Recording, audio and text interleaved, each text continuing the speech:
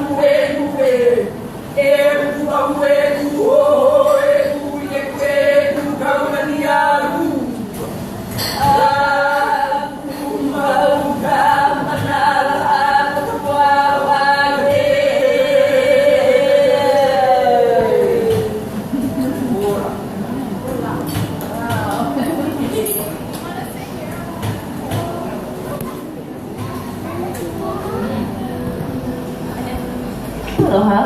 Oh, there's a mic here too. It's fabulous. If any of you guys have questions in all of this, please feel free. This is a conversation. This is an opportunity to ask, and it's okay if you don't know, and if you're not so educated about this TMT, because we're realizing that not a lot of people are, and so this is such a great venue to have that foundation of learning, and so. Mahalo nui. Aloha. Can you hear me?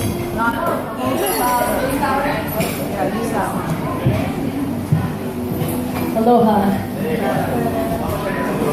I'm very honored to be in your presence. Thank you so much for taking the time to come, and it's wonderful to see such a great group in such a nice venue, and thank you.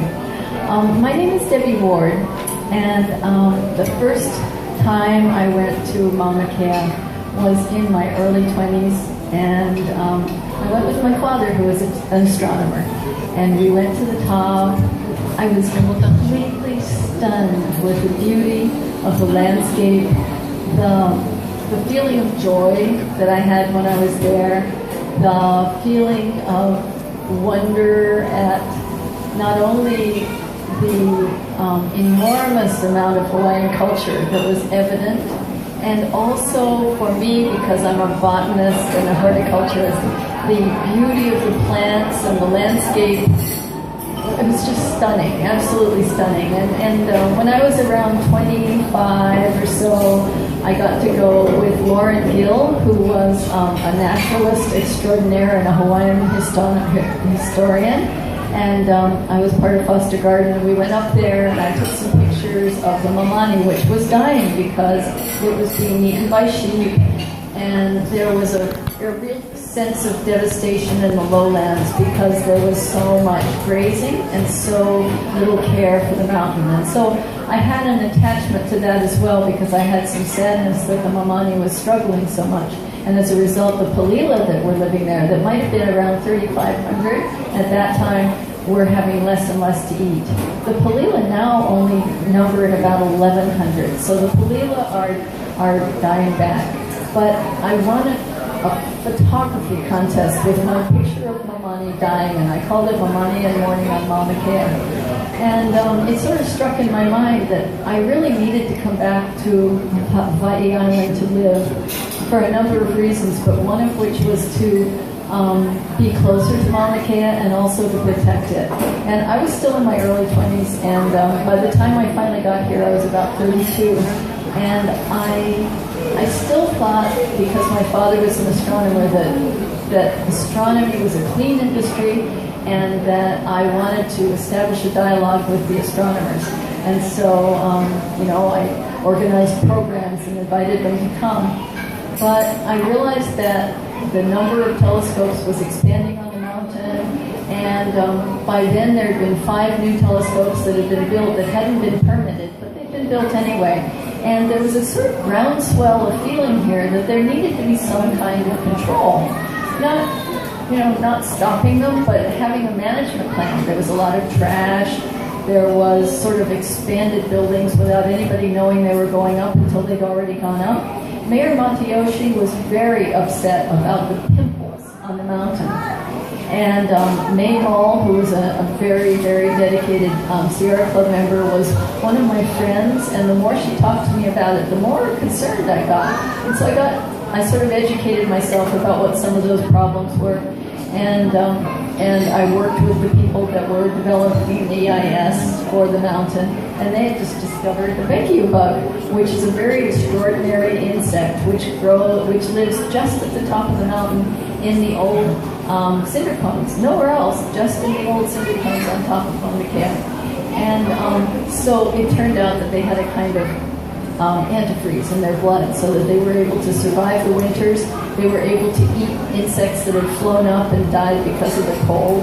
And I got fascinated with that. And I'm an environmentalist from way back. And so the more I learned about the mountain, the more concerned I became. And so, I would go to hearings and give testimony and all that. That was in my 30s. I still had brown hair. And then around 1996, I met with a group of people, including Hilo October, who's now one of the petitioners, and Nelson Ho, who's standing outside, who's one of the very, very early, very important people in protecting Mauna Kea, and I'm so glad he's here tonight. I'd love to introduce him.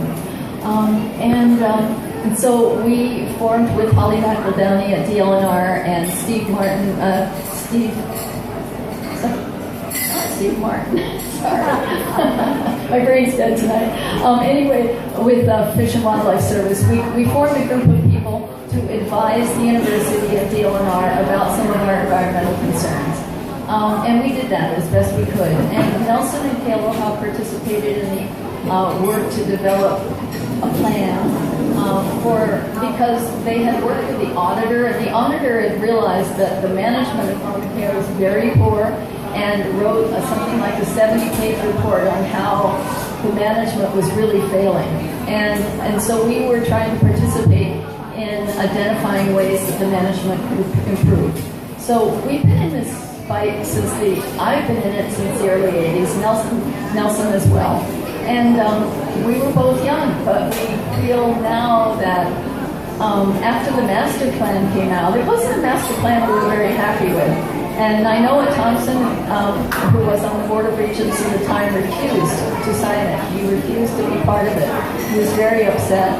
And it said that they wanted to build about 57 more telescopes, which back in the 80s they had promised they would build 13 and only 13. You can't hear me. Oh my goodness. Okay. I can hear myself really well. So at one time, the university said they would build 13 telescopes and no more. And now, in 2000, that document that came out said they wanted to build 57. Well, in 2006, the director of IFA went to the legislature and said, oh, no, not really that many. We're going to recycle them and rebuild on the old footprints. That sounded a little better. But in the meantime, they had wanted to build 8 more telescopes around the kegs. And Nelson and I and several other people had participated in a contested case to bring more information to the decision-making process. And we convinced, and Judge Hara, Glenn Hara, who is the Third Circuit Court judge, agreed with us that there was no management plan. There needed to be a management plan before they could continue. So the NASA pulled the money and the 8 telescopes weren't built. Then there were 4 more telescopes proposed with pan-stars. And a group of people pointed out to the Air Force that the management on Mauna Kea was simply inadequate for that, and they pulled that. But then came along the 30-meter telescope, and we asked for a contested case on the 30-meter telescope. We provided a tremendous amount of information. It's 4 boxes this big of information. And one of the things that we're most concerned about with the permit that was issued is that there are 8 criteria, one of which is no increase in land use intensity in a conservation district. Building an 18-story telescope on 8 acres of land is larger than all the other telescopes put together. It's twice as high as the allowable limit in Hawaii County, which is 90 feet. And this telescope is going to be 886 feet. That's 18 stories high and several stories underground as well. Another criterion on the criteria for allowing a permit is that it will enhance the natural beauty and open space of the conservation district. And an 8-acre, 18-story building does not do that.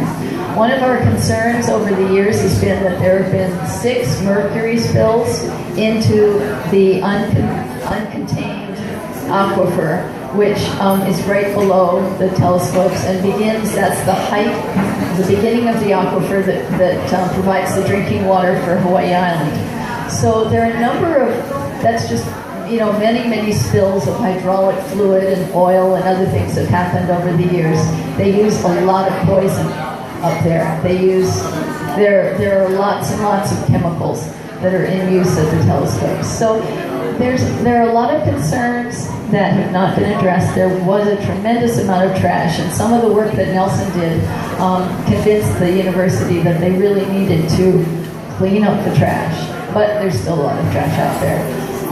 It's just a little bit less visible at this point. I'd like to invite Nelson to join me if he'd like to, because Nelson has really been one of the heroes in this work, and I'd like to acknowledge his tremendous efforts on this.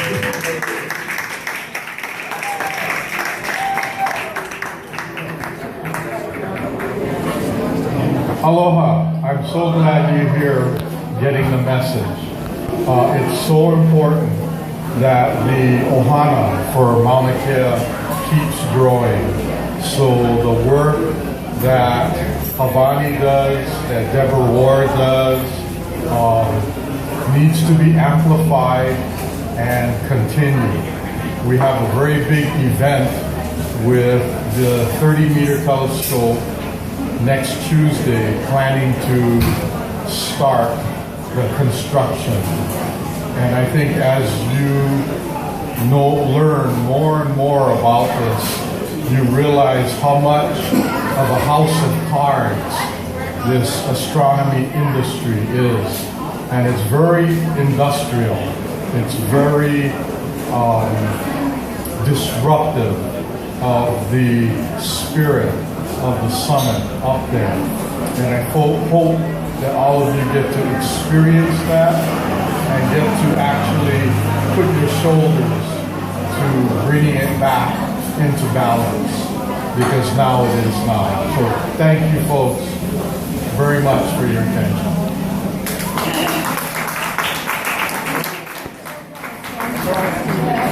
Okay, bye. Thank you.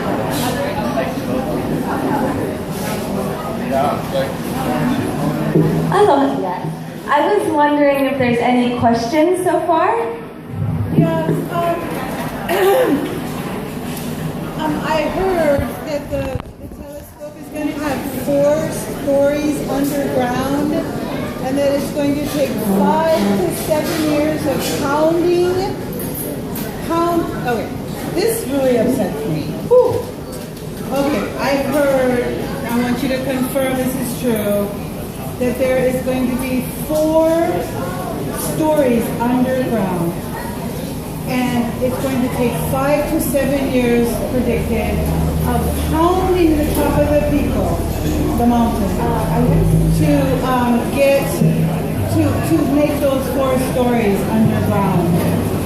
And that is very, very upsetting to me. That mountain is so sacred. I know the mountain's not going to like it.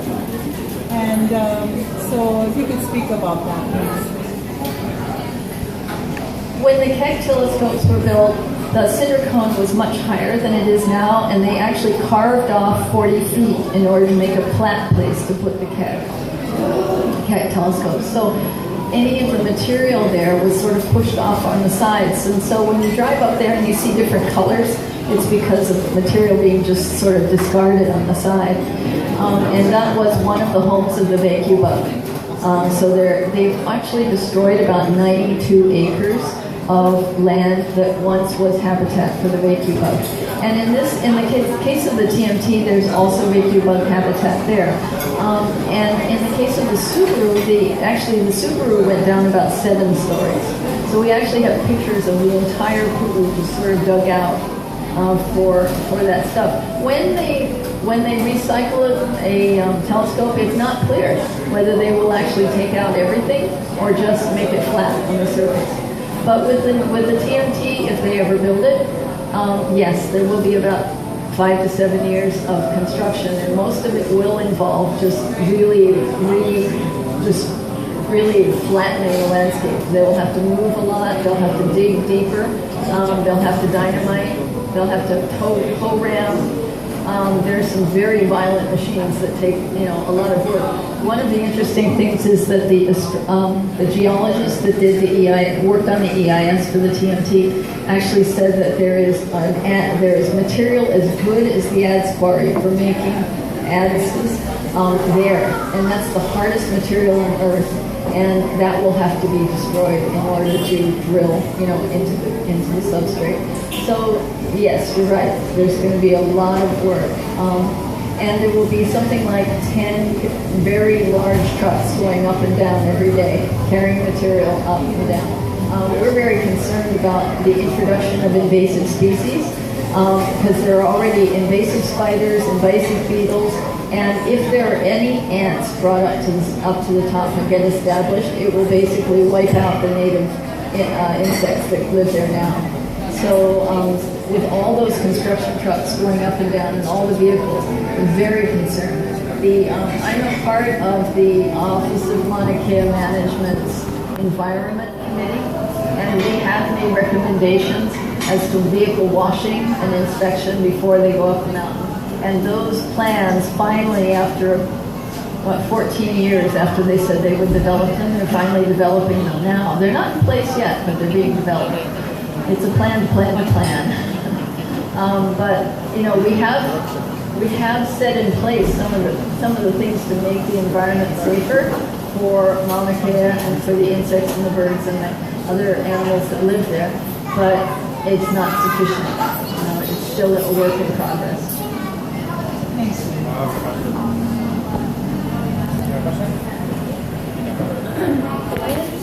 I understand that you also have worked for the university, and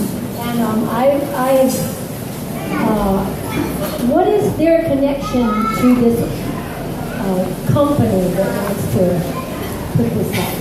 Well, the university has the master lease, which means that they have a lease on the entire conservation district with the exception of the natural area reserve, which is sort of a pie-shaped thing right in the middle along the road. Who gave them that? The DLNR, Department of Land and Natural Resources. And they allowed one telescope back in 1968 on the lease.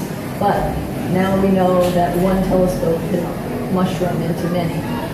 There are actually about 21 in there now, even though they said that they would build no more than 13. And now they want to build another one. And since 2000, they have tried to build 13 more. This is the 13th. And to date, they haven't built any since 2000. So we're making progress, but so no.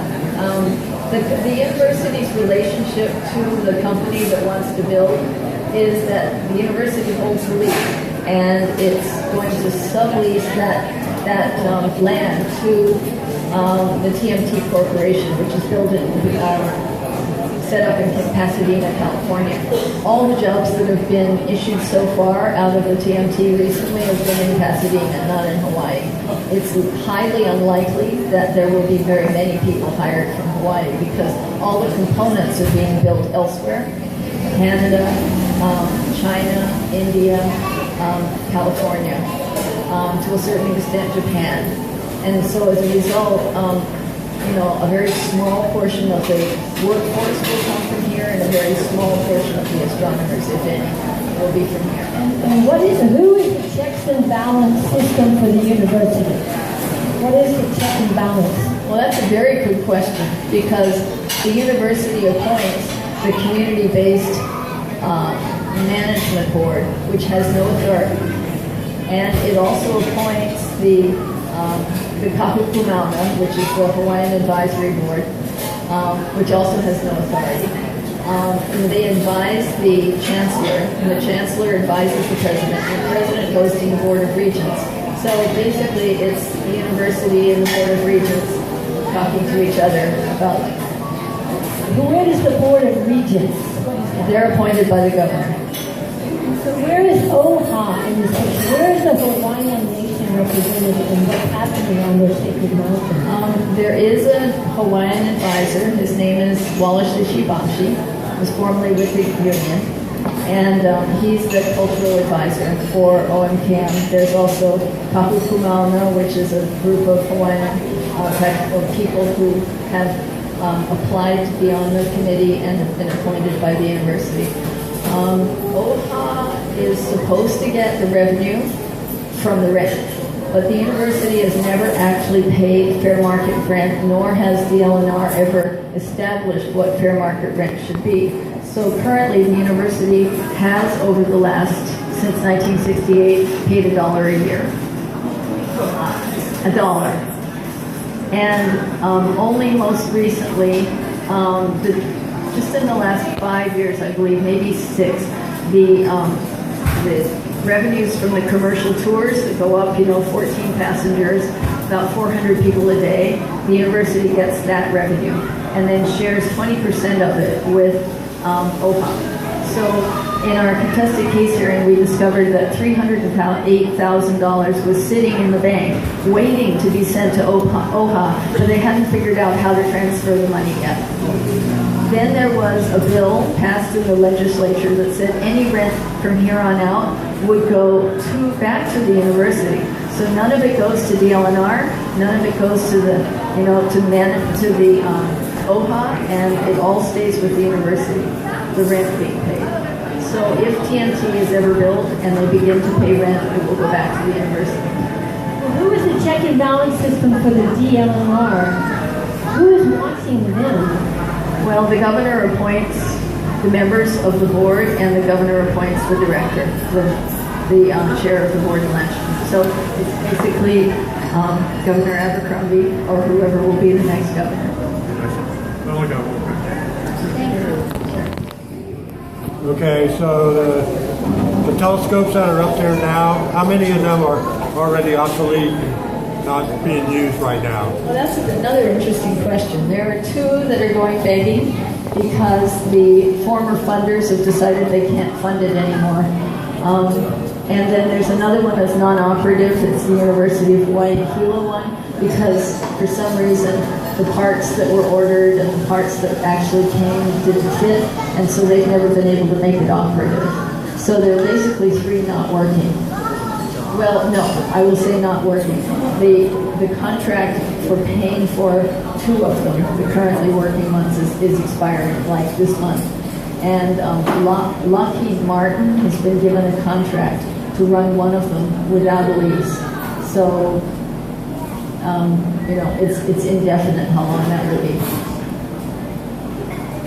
One of the things that concerned us this week was we found out that because there is concern about the number of people that might show up to maybe not support the TMT at the groundbreaking, is that the university had planned to close the public road, the state road to the top, and only allow their own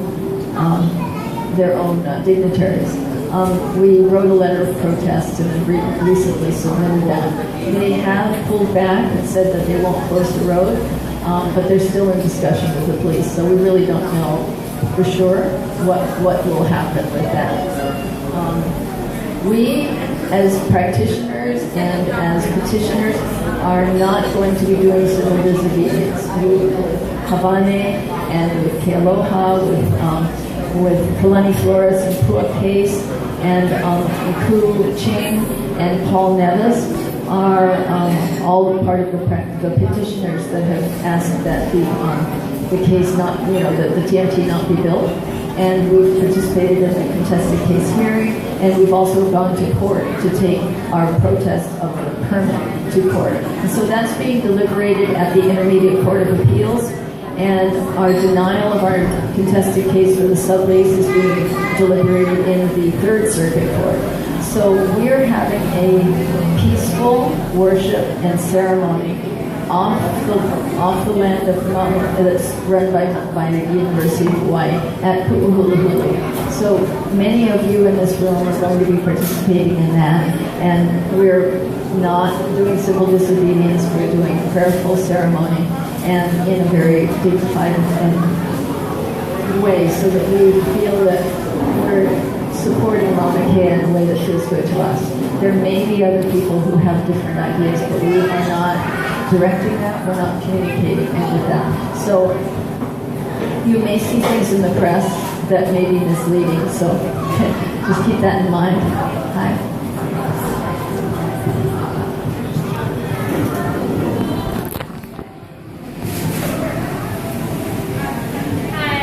I don't really have a question as much as I just want to share something.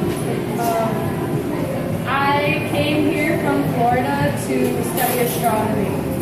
I wanted to do it ever since I was in high school. I got involved in the program and I started making friends that were born and raised here and learned some things I didn't like, and I actually dropped my major and I just did physics instead. But I spent a lot of time in that department with those people, and I remember one time a couple years ago in the astronomy club, they asked us all, these are our professors, it was before they made the decision to approve it, and they asked us to write our testimonials, and they said, write how you feel, write what, and they just assumed everyone was going to write for it, and I was the only person that was against it, and I turned it in, and he looked at it, and he jokes with the professor next to him, oh, I guess we'll just lose yours. And they are not sensitive at all to the culture. They come out and they talk to the public like they're sensitive to the culture. And behind closed doors, they talk a lot of bull. And they kind of make fun of the culture. But then they front like they are trying to be sensitive, and it's just, I've seen it behind closed doors, and they're not who they say they are. So that's what I wanted to share. Thank you.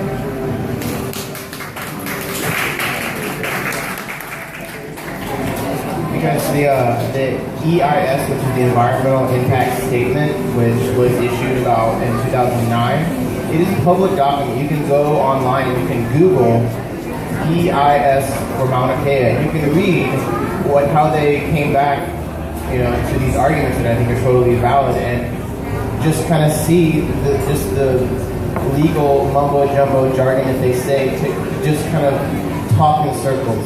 And it's just so you're informed, you can Google it. This is not something that's a closed sector. This is wide open. So, find an opinion, look online. It's right there for you guys to read. It's a huge document, and it's not going to be like easy reading, but just so you know, it's up there.